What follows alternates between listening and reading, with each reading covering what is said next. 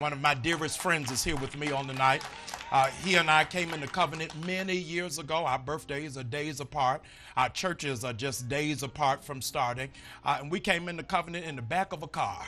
And he said, Jamal, you're going to be the preacher. I'm going to take over Cleveland. He said, go do whatever you want to do. Go preaching. But I'm going to pastor this church in Cleveland. We came into covenant and made up in our mind, no matter wherever it is that life takes us, we're never going to be in competition. We're never going to have insecurity, but we're always going to support one another. You ought to thank God for real friends, for authentic people who are in your life. I say to you, hear me, without any pause, without any trepidation, probably one of the most successful and effective pastors of the hip-hop generation who God is using to blaze a trail for what 21st century church ought to look like. Would you help me welcome my covenant friend? Not just that, but he's my brother, Dr. R.A. Vernon. That's my man's in there.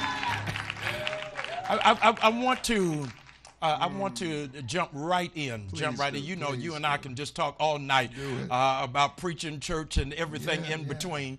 But where do you see the 21st century church going? You are operating in a city that mirrors Baltimore, mirrors Detroit, mirrors inner city America, and you found a way to dig in and literally impact that city. Absolutely. I wanted to run out here so bad when you guys were discussing the marginalization of black and brown brothers and sisters, hitting on Michelle Alexander's new Jim Crow piece, man. There are so many brothers that are locked up and sisters that get out of prison and literally come to our church the day after they get out of prison. Wow. Pastor, I was locked up. I've been watching you. We are the only church in Cleveland that comes on television every morning in the local prisons. The issue becomes, I tell you an interesting story. Brother got out, this was last Sunday. Brother got out of prison. He said, I was in Mansfield prison for 12 years. He gets out of prison, hugs me at the first service. He says, Pastor, we watch you every morning. You told us when we get out to come. He said, I'm here. I'm standing there thinking, other than Jesus, what am I going to offer him? Because recidivism is at an all-time rate. If I don't have a way for this brother to get educated, a place of employment, a place to live. As you know, Michelle Alexander chronicles the fact that a person with a felony cannot even get HUD housing in the hood anymore. Right. No food stamps. Now he's living on some girl. She puts him out. He busts a move to survive. Now he's back in the joint. They benefit because of the privatization of prisons. They want him back in jail. Right. So we're looking at something called Matthew 25 alive. How do we bring that whole piece, Matthew 25, when I was in prison, you came to see me. How do we bring that alive so that when a brother gets out of the joint, not only do we give him Jesus, we give him employment. I love it. Absolutely, man. I love Absolutely. It. You did something. I called you and told you I'm your only real friend to tell you I'm mad when you think of something before me. You did a classic a few weeks ago and brought the whole city of Cleveland alive. You've preached some incredible messages, but the one that stands out for me is when LeBron moved to Miami. You told Cleveland, LeBron gone, but I'm still here. I'm still here. Jesus is here. Absolutely. What should young preachers, what should the target be in this point?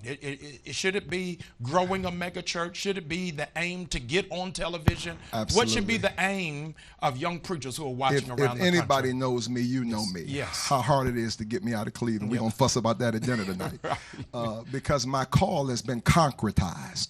Too many young pastors are trying to take the world when they haven't taken their street. Wow. They haven't taken their neighborhood. If your church could close down and the city not miss you, you should have never been there. Wow. So our call in Cleveland, I'm in a city that is disproportionately poor, economics are low, education is down. My city needs me. So me and you have always talked about, what is your call, Vernon? My call is Cleveland. The Cleveland-Akron area, so many people are in trouble. And I see so many young pastors that want to go for the stars, but they're not having, before you become a national success, become a local success. Right. So my advice to young pastors would be, to me, I'm trying to bring back the lost art of pastoring.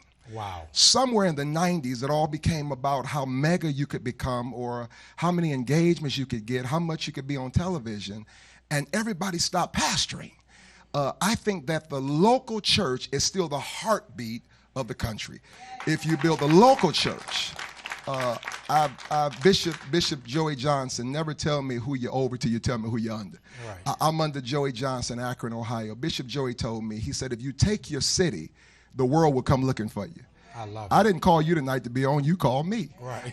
Right. And fought for me to come because I did 7 services yesterday, 2 communion services, Cleveland and Akron, dealing with a teenager who just lost his life, 20 years old. I had to bury a brother 2 months ago.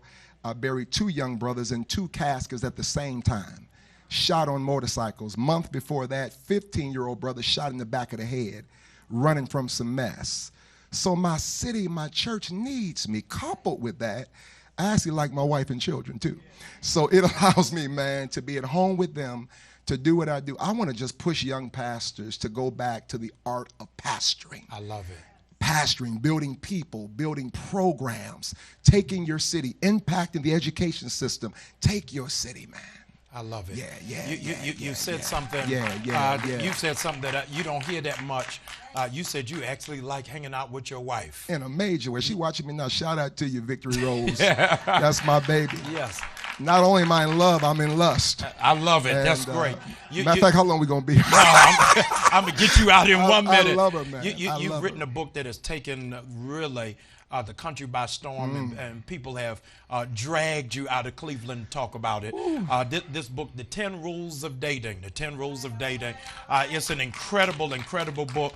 You can't get this from a young little Dr. Phil. You got to get from Dr. Vernon. And he's going to give you the Christian principles of it. Tell me about that book. Well, as you know, the Bible, in the Hebraic culture, marriages were arranged. Your father hooked up with my father and decided we would be married. It wasn't about who you were attracted to. So because the text, the Bible, biblical text, says very little about dating, in one sense, I had to create a theology of dating. 10 principles I think everybody should know before you hook up with a dummy. The second biggest decision you will make in life, other than Jesus Christ, is who you say I do to. Wow. And so what I decided to do was give 10 rules that I think if every single would grab. Rule number 1 would mess you up. Rule number 1, there must be physical attraction. Now, I know you're thinking because I'm saved, I would say you must love Jesus. That is rule number 2. But it makes no difference if you love Jesus if I don't like you. After we go to church together, we got to sleep together. The worst thing to do is to marry me and not be attracted to me. Brother walked up to me and said, Pastor, I don't like my wife. I'm not attracted to her. I'm thinking, well, you married her. Yeah, you knew what she was, so get what you like. It's so unfair to me to marry me and then not like me. Man, sign my book. Sign my book. And I'll just give you one more. Rule number 2, they must love Jesus. You're going to hate if you marry somebody and they don't know Jesus. When the sex plays out, we got to be able to pray together. Man, my girl, Lady Vernon, man, not only does she bless me at the Word Church, but she lays hands on me. She raises my baby. She speaks into my life. To be married to somebody who doesn't have Christ, sexy will soon play out if there's no Jesus. One more, and we'll move. Rule number 3, discuss each other's past. If you used to be a stripper, at least tell me so I can have a pole put in the bedroom. If you slept with the whole football team, tell me before we go to the game. That's all I want to know. It's amazing how many people don't discuss their past and then jump in and the past grabs them by the heel. Listen, don't get me started, Jamal. I can't. I'm coming to listen, empowerment. Y'all stay right there. Listen to me. Dr. Vernon is going on tour with this book very soon after the holidays, but I need you to read it before he comes to your city. Right now, his church has released a powerful CD. Wait, just 1 second. I'm messing your program up. Even if I lose some of my time, man, your son preached so well. Thank you. And he honored you, and I thought about something. Yes. At the risk of losing some of my preaching time, both of us know when you have a mega church, you also have mega betrayal. Yes. And so many people we poured into didn't stay around to be a blessing to us. Right. My son today, when I met him, Jamal, he was on crack. The first church put me out. He had just joined our church. They put me out on a Sunday morning in the rain. He walked up to me and said, I don't know church. I'm from the streets. But what they're doing to you is wrong. He said, God told me to help you. That was 15 years ago. He's still helping me. Wow. Today he turns 49 years old. My son, Elder Larry Craig. Would y'all please give him a shout out? Stand up, man. Come on, y'all shoot him. Stand up. I want the whole nation to see him. The world needs to see what loyalty looks like. I love him, man. Absolutely. Many have walked away. Can the praise team sing now? Man, I guess. Come on, praise team. I had to do that. I love you, baby. Want the whole nation to know it. Thank you for being faithful, man. If Dr. Vernon says it's okay, now his praise team will sing. If he has no further announcements, he's still got some Baptists in him. Come on, praise team, lead us in worship even now. When we come back, Dr. Vernon is going to preach us crazy.